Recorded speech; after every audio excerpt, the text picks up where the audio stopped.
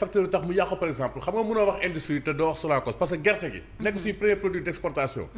mais war na am industrie bu ci génne li moo andi woon Sonacos ñu def ba si yàgg diversifié andi Sodefitex en 1974. parce que gerte gi rek doyutoon mu am industrie coton bu baax a baax textile bu baax a baax.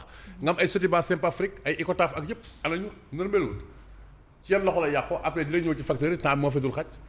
non mën na ñëw ci facteurs yi très rapidement. non facteurs yi mooy xam nga ajustement structurel bu ñëwee ñu ne moyen d'état état bi désengagé wu léegi moyen d'état boobu nag l'état développeur boobu la ñu amagul ba tey Senghor dafa amoon typologie industrie boo xam ne 4 la ni ngay amee ex industrie nu mu tëddi touristique dafay am industrie boo xam ne nu mu tëddi affaire mine la yaa ngi dégg agroalimentaire yooyu yëpp donc dafa amoon benn typologie bu clair mais après yooyu yëpp dafa nërmelu donc par bu ñuy wax ak sénégalais nañ leen wax dëgg ñun depuis ay décennies amuñ secteur industriel bu baax parce que boo xoolee pourcentage yi dama ko andiwul fii parce que thème bi dafa bett boobu la li industrie doon contribuer déjà dans Senghor ci suñu PIB dafa wàcc bu baax tey lan moo jël doole bi mooy tertiaire mooy wàllum jaay ak jënd ak li nga xamante ni multinationales ñoom ñoo ci teg loxo moo tax ñu ne économie extravertie la yam donc mooy suñu structure économie Yacine loolu il faut ñu wax ko léegi nag jéem nañ Abdoulaye Wade par exemple bi mu ñëwee xam nga jéem na li andi PPP loi PPP à partir de 2004 partenariat public privé mooy chantier yi ngay gis nii lu mel noonu la parce que ñi ñu daan jàppale ñu bëri bailleurs yu bëri dem nañ ba amatuñu doole il faut ñun ñu créer ay système ay mécanismes de financement innovant loolu moo andi yu mel noonu tey mooy ngay gis ni chantier yi ñu créer APIX bu ko fàttee mu nekk leen benn kuréel boo xam ne pour booster investissement yi mais après am na crise bu def Abdoulaye Wade man noonu laa koy interpréter vers 2008 une triple crise alimentaire financière énergétique mondiale ci noonu la Macky Sall faloo bon moom tamit boo xoolee nga chantier yi li ñuy bëri nii yëpp ñen ñoo ko moom chinois yi ak Turquie yi kese la mais li may wax ni ndem si yàlla Mansour Kama en 2017 ci rencontre conseil présidentiel investissement critique boobu la formulé à l'endroit du président Macky Sall ak marocains yi surtout tout notre secteur bancaire mais naka ngay jàppale sa secteur privé te contrôlé wa yow sa secteur bancaire mais secteur bancaire boo xam ne lu ci ëpp marocains yi ñoo ko contrôlé ak ñeneen ba pare Turquie yooyu ngay wax noonu ak chinois yi dañoo may Exim Bank ay banques yoo xam ne ñooy nekk seen ginnaaw di leen financer bu baax a baax mais bu ñëwee dañuy rey suñu privé bi. c'est vrai loolu la Anta doon wax. justement nga créé FONGIP nga jël FONGIP bi par exemple à l'Assemblée. nga jël FONGIP bi qui est un bon instrument waxuma ko le professeur Kassé wax na ko ci benn entretien doyen honoraire faculté sciences économiques mu moo ko wax ay FONGIP instruments yu baax lañ mais dotation yi leen defal dafa tuuti. par rapport ak Maroc xoolal li nekk équivalent pendant FONGIP booba day Maroc mais dafa téye développement bi nga jël caisse de dépôt ak consignation par exemple bu Maroc mais dafa c'est le bras financier bu royaume Maroc donc xam nga débat de fond léegi ñii nag boo xoolee fin bi moo tax PAP 2A bi en 2019 FMI par la voix de Pape Ndiaye c'est notre compatriote bu fay liggéey ñu ne y a la croissance su Macky dañu ko doon saluer de 2014 à 2019 mais cette croissance là n'est pas portée par le secteur privé léegi là le secteur privé doit prendre le relais à partir de 2019 loolu mooy bien fondé boo xoolee PAP 2A bi Macky Sall def après surtout Covid bi ni mu ñu affecté ñu mettre en avant le secteur privé mais xam nga tuuti lañ ci teg après Macky Sall daanu mais donc ñoom constaté nañ ne effectivement secteur privé national bi véritablement impliqué wuñ ko lool donc c'était pour ça léegi nag ñii bu ñu faloo xam nga li problème bi kon ci contexte boobu boo ñëwee nga nekk dëkk boo xam ne am nga pétrole am nga gaz nga xam ne nekk nga dëkk boo xam ne yow am nga capacité mën a endetté wu ba tey endettement dans le bon sens laa wax de vraiment amoo pour ñëw di évoquer ay questions de dette cachée loo xam ne nii tey moom moo dugal ci guuta mënoon nga xool li baax ci Macky Sall rek il se comprendre nga jël ko parce que BTP bii ngay wax ni 300 milliards yi dafa bàyyi Macky Sall bàyyi. moom la fi bàyyi. léegi nag ñii dañoo ñëw arrêté chantier yi. loolu mooy facteur aggravant. mais naka ngay arrêté ay chantier ci réew. alors que on dit que quand le BTP va. mais tout va nga ñëw yow arrêté chantier yi donc arrêté chantier yooyu noonu conséquences yi dafa grave après si ñun dafa pernicieux ba pare amuñu vision da ngay dem cëng wala da ngay dem gaay Macky Sall dina plan Sénégal émergent.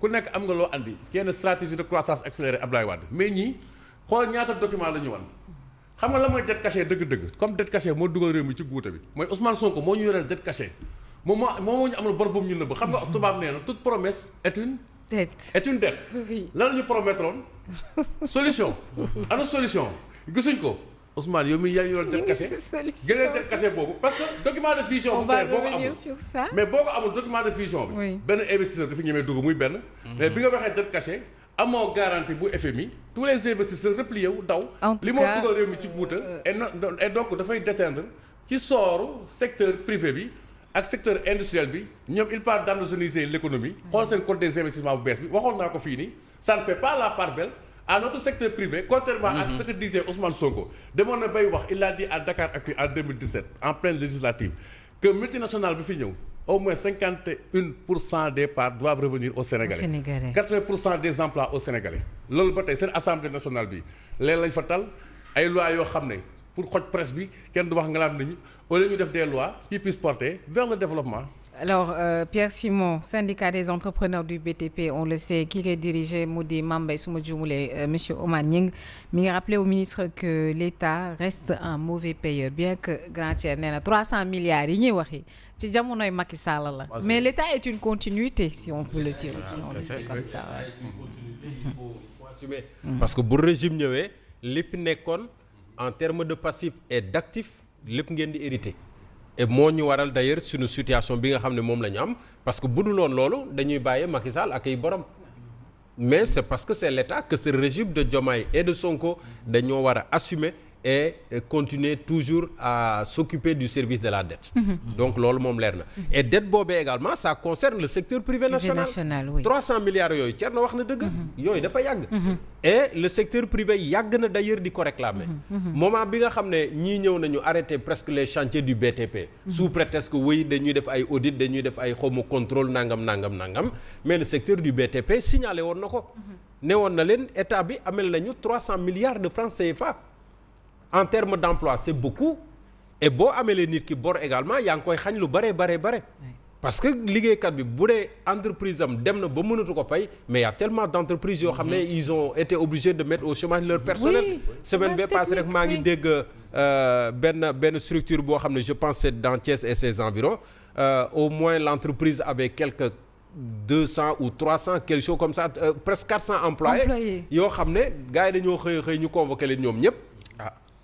Convoqué leen ñoom ñëpp ndeysaan ci saa si la ñu licencier les 200. ne leen vraiment mënatuñu.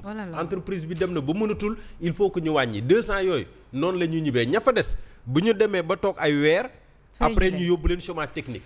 actuellement ñu ngi ci 3 ou 4 mois de chômage technique yoo xam ne liggéey ñu amuñu salaire.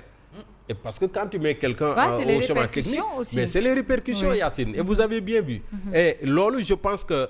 Abdourahmane Diouf na ma jégal Déthié Fall plutôt balaa mu doon wax waroon na mën a tam xalaat parce que le gouvernement n'est pas exempt de reproches. C'est vrai qu'on reproche beaucoup de choses à nos entreprises. On leur reproche le non-respect des délais de livraison des chantiers. On leur reproche également la qualité soit des routes wala yenn yi ñuy tabaxal gouvernement bi au nom du peuple mais le gouvernement également n'est pas exempt de reproches. Donc côté boobu je pense que waroon nañ ko mën a defar ba pare mooy li ma doon wax sama théorie démb jubbantiku à côté du jubbanti ne jubbantiku am et jubbantiku boobee tant que gouvernement bi defu ko ministre boo fi mën a yëkkati ni ki kàddu dina am toujours lu ñu lay joxoñee baaraam. Et Déthié moom moo tax ba tey ji secteur du BTP di joxoñaat baaraam gouvernement bi di joxoñaat baaraam état bi ce qui veut dire que le secteur privé national dañ ko war a dooleel. Ça c'est une vérité boo xam ne mboolem régime yi war nañ ko mën a xam l'État crée disons un environnement favorable parce que l'État sa vocation première n'est pas forcément de créer des emplois État ñi mu soxla ci wàllu liggéey lay jël c'est l'armée la police la gendarmerie douane ak yooyu peut-être le service public de l'enseignement le service public de la santé ak yeneen mais tout le reste boo bëggee sa réew développé boo bëggee sa koom mën a taxaw. mais la production de richesse c'est d'abord le secteur privé.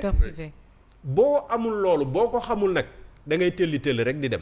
et je crois savoir que ñii moo leen commencé dal Thierno wax na ko léegi au lieu que ñu ñëw gën a defaraat environnement des affaires gën a rassurer les investisseurs gën a rassurer les partenaires techniques et financiers mais ñu topp la ñu nekkee woon depuis opposition depuis 10 ans. di tuumalaate. di toppante ci yoon di lijjanti yeneen i mbir yoo xam ne tey jii moo ñu dugal ci situation guuta bi nga xam ne ci la ñu nekk. climat politique qui n'est pas du tout favorable. mais voilà mais li ci gën a doy waar. xam nga da ngay gis ay ministres yoo xam ne. koo si gis mi ngi sonkalu.